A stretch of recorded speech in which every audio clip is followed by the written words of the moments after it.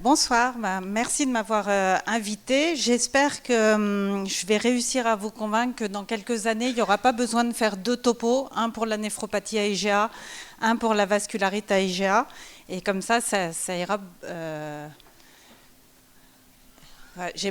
Donc, la vascularite à IgA, c'est par définition une maladie systémique avec une atteinte cutanée qui est un purpura vasculaire, associée dans à peu près la moitié des cas à une atteinte articulaire et ou une atteinte digestive, et dans 30 à 85% des cas à une atteinte rénale. Et l'atteinte rénale est caractérisée par une néphropathie à dépôt mésangiaux d'IgA. La néphropathie à IgA, c'est une néphropathie à dépôt mésangiaux d'IgA.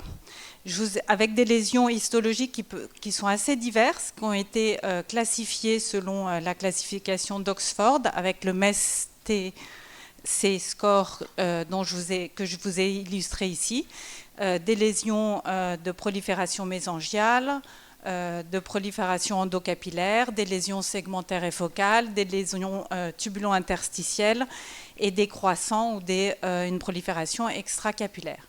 Un anapathe, quand il lit une biopsie rénale, si vous ne lui mettez pas le contexte clinique, il est incapable de faire la différence entre une néphropathie à IgA et une néphropathie de vascularite à IgA. Il faut le contexte clinique. Néanmoins, il y a quand même des différences entre les deux.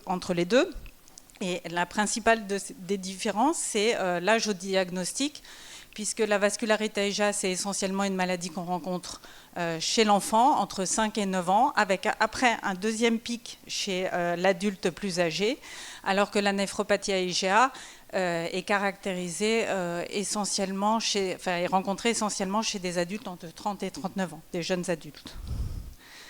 En revanche, la distribution mondiale, elle est extrêmement superposable, que ce soit chez l'adulte, chez l'enfant, vascularite à IgA ou néphropathie à IgA. Il y a un net gradient est-ouest avec une fréquence de la maladie qui est bien plus,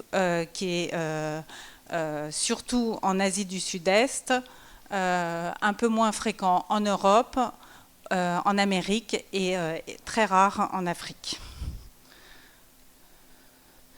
Alors, Nicolas vous en a un peu parlé, mais la compréhension des mécanismes physiopathologiques de la néphropathie à IgA a beaucoup progressé ces dernières années.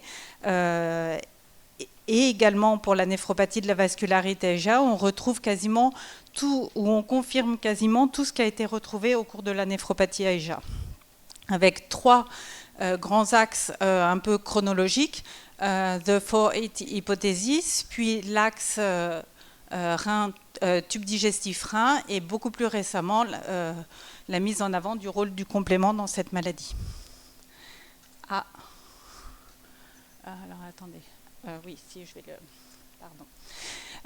Donc, après un facteur déclenchant qui peut être bactérien, viral, alimentaire, des médicaments, des vaccins, chez un patient ayant une prédisposition génétique, au niveau de la muqueuse digestive et des plaques de Peyer, on observe une activation de BAFF à April qui vont se fixer à leurs récepteurs, être responsables d'une survie de la prolifération des lymphocytes B et d'un switch des plasmocytes IgA. En vert, donc cette première ligne, c'est ce qui sous-tend l'hypothèse tube digestif rein.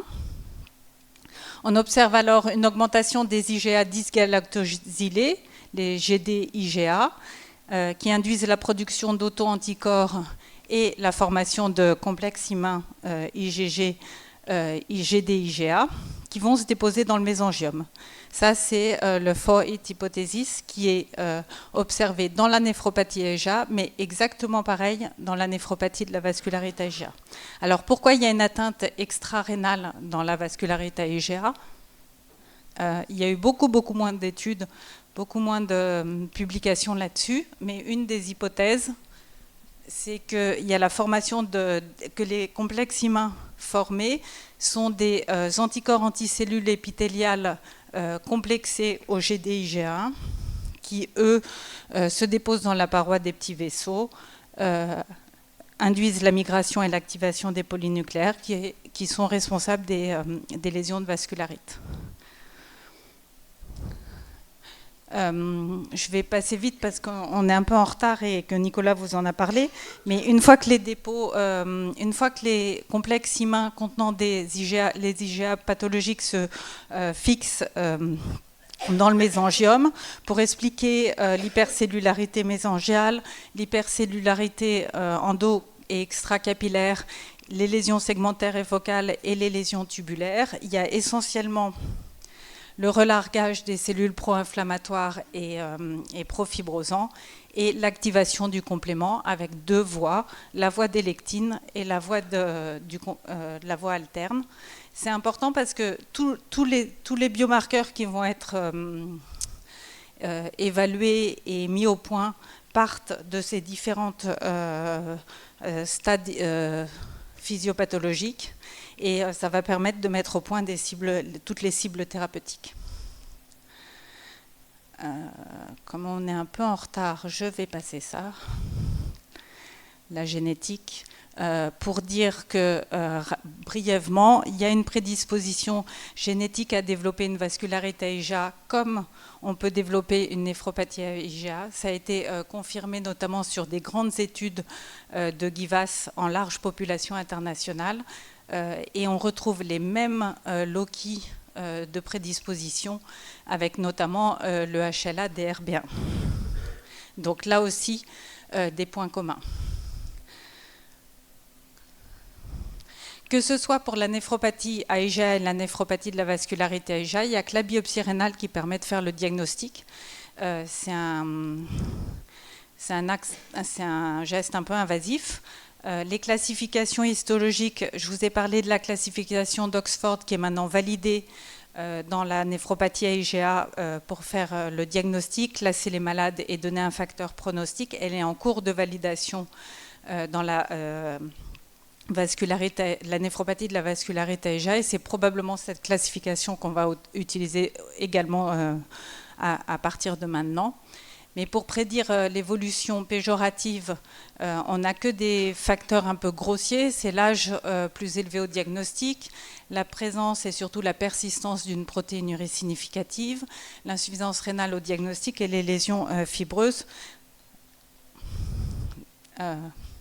Donc on a besoin cruellement de biomarqueurs précoces qui permettraient à un stade précoce de la maladie, prédire quel patient va être à haut risque d'évolution vers l'insuffisance rénale et permettre surtout avec tous les nouveaux médicaments qui arrivent de sélectionner les patients qui pourraient bénéficier de tel ou tel traitement et ou à l'opposé éviter un traitement chez des patients qui ne mériteraient pas d'être traités. Donc les biomarqueurs précoces, c'est quelque chose de très important.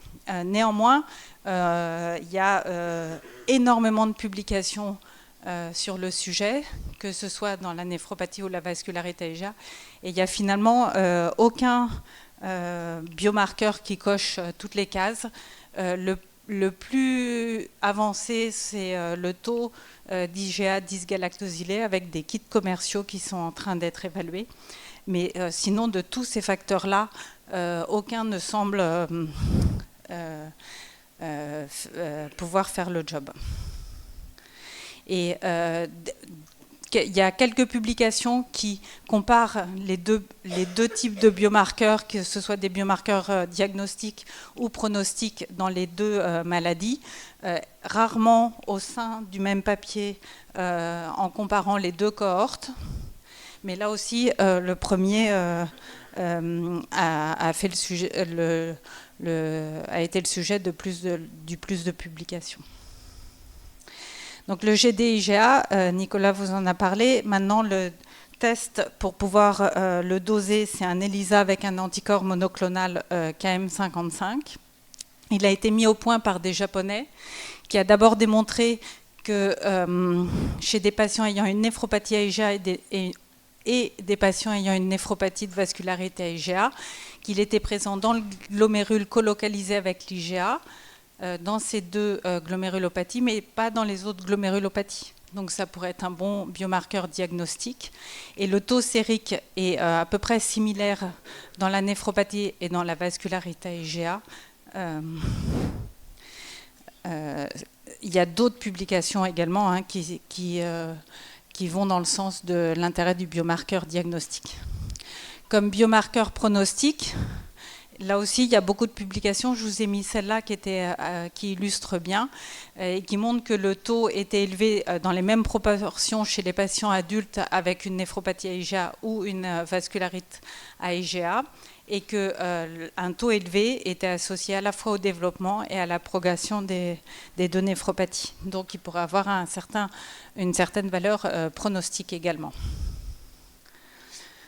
Le pronostic entre néphropathie IgA et vascularité IgA, il y a là aussi assez peu de publications qui comparent au sein de la même cohorte les deux types de patients. Donc je vous ai mis celle qui me paraissait le plus importante.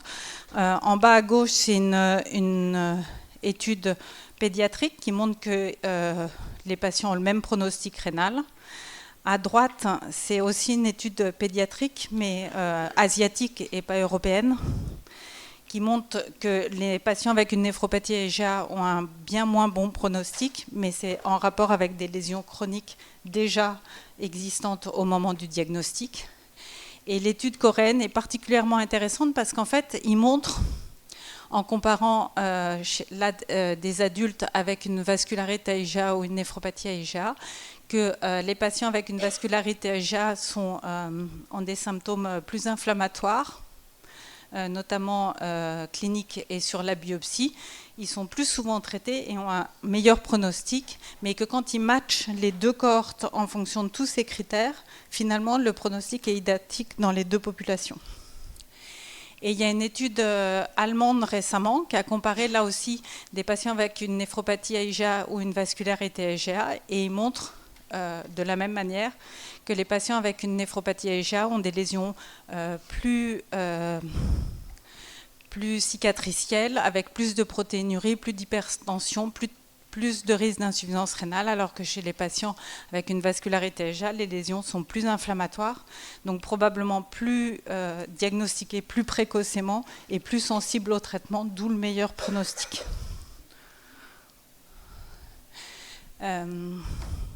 Je vais repasser très vite sur le traitement puisque Nicolas vous en a parlé, mais les KDIGO qui viennent d'être réécrits en cours de critique publique avant d'être publiés définitivement ont un peu changé la manière de voir le traitement de la néphropathie IgA, avec la prise en charge d'un côté de la maladie rénale chronique avec une intensification de tous les néphroprotecteurs, bloqueurs du système rénine-angiotensine, ILGLT2 et inhibiteurs de l'endothéline, mais parallèlement l'importance de réduire le taux d'IgA dysgalactosylée, la protéine pathologique, enfin l'immunoglobuline pathologique, et de diminuer l'inflammation glomérulaire.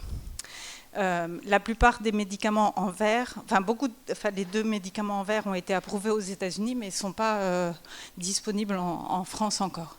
Et en fait, dans ces KDIGO, il y a un chapitre spécial pour la vascularité IgA. Donc on se dit que peut-être on va avoir une prise en charge particulière.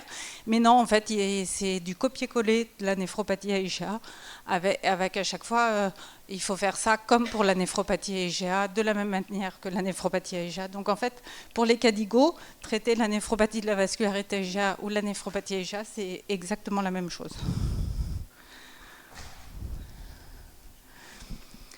Donc il faut, comme je vous ai remis ce papier parce que je le trouve je vous conseille de le lire, il est très bien illustré.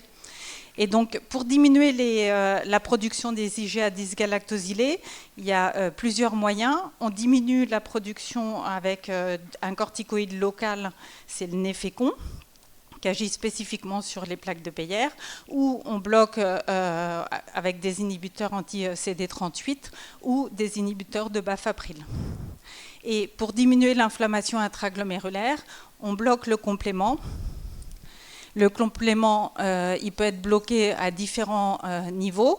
La voie des lectines, la voie alterne avec l'antifacteur B, l'iptacopan, et puis quand on diminue, l'anti-C3, l'anti-C5, l'anti-C5A avec l'avacopan. Et parallèlement, on agit avec l'inhibiteur de LGLT2 et les antagonistes des récepteurs de l'endothéline sur l'inflammation non spécifique intraglomérulaire de la néphroprotection. Donc il y a plein d'essais en cours. Nicolas vous a détaillé un certain nombre dans la néphropathie IgA de toutes ces nouvelles molécules qui permettent de diminuer la production des complexes IMA contenant l'IgA pathologique. Je vous ai tous listés là, mais en pratique, tous excluent extrêmement clairement dans leur protocole les patients avec une vascularité IgA. Et quand on parle de tous les essais en cours qui agissent au niveau du complément, là aussi, tous les essais, ou presque, excluent les patients ayant une vascularité IgA. J'avais mis initialement une croix sur le RAVU, mais en fait, sur leur dernier essai, leur phase 3 en cours, ils n'excluent pas définitivement les vascularités IgA. Ils peuvent être inclus s'ils sont stables, sans vascularité active et non traités depuis 3 mois, ce qui quand même permet d'en inclure un certain nombre. Les néphroprotecteurs, là aussi, on vous a montré des résultats assez impressionnants de ces molécules dans la néphropathie IgA. Ils étaient tous exclus quand ils avaient une vascularite. Néanmoins, dans les cas d'IGO récents qui ont été publiés sur la prise en charge de la maladie rénale chronique, donc quelle que soit l'étiologie de la maladie rénale chronique, ils sont clairement mis en avant comme néphroprotecteurs. Donc les patients ayant une vascularité IgA et une néphropathie chronique, ils ont une indication à ces traitements-là. Pour conclure, j'espère que je vous ai convaincu qu'il y avait de nombreux arguments pour soutenir que néphropathie IgA et vascularité IgA étaient les deux faces d'une même maladie. La présence de symptômes extra-rénaux rend le diagnostic de la néphropathie de la vascularité IgA plus facile à un stade précoce, alors que chez les patients qui ont une maladie strictement limitée au rein, sans signe cutané, le diagnostic est forcément plus tardif. Et d'ailleurs, si, vous pouvez faire l'expérience avec vos patients, si vous êtes néphrologue, qui ont une néphropathie IgA prise en charge à l'âge adulte, vous leur montrez des photos de purpura, vous leur dites « montrez ça à votre maman et demandez si vous n'avez pas eu ça petit ». Et en fait, assez souvent, la maman dit « ah oui, tu as eu ça petit et puis c'est passé inaperçu, on m'a dit que c'était rien ». Et donc en fait, c'est pas exclu que chez un même patient, il y ait eu une vascularité IgA dans l'enfance, passée inaperçue, non pris en charge, et qui se manifeste plus tardivement avec une maladie plus chronique sous forme de néphropathie IgA plusieurs années après. Il reste quand même beaucoup de questions, c'est pourquoi les patients qui ont une vascularité IgA n'ont pas tous une atteinte rénale et pourquoi les patients qui ont une néphropathie IgA n'ont pas d'atteinte cutanée. Et ça, il n'y a finalement pas tellement de recherche là-dessus, ce qui pourrait quand même essayer de trouver une piste pour expliquer l'atteinte extra-rénale. Et pourquoi les essais cliniques de l'industrie de la néphropathie IgA excluent les patients avec une vascularite. Donc ça, je ne comprends toujours pas, mais je ne désespère pas de réussir à les convaincre de changer. J'ai parlé un peu vite, j'ai essayé de rattraper. Merci beaucoup, merci Evangeline.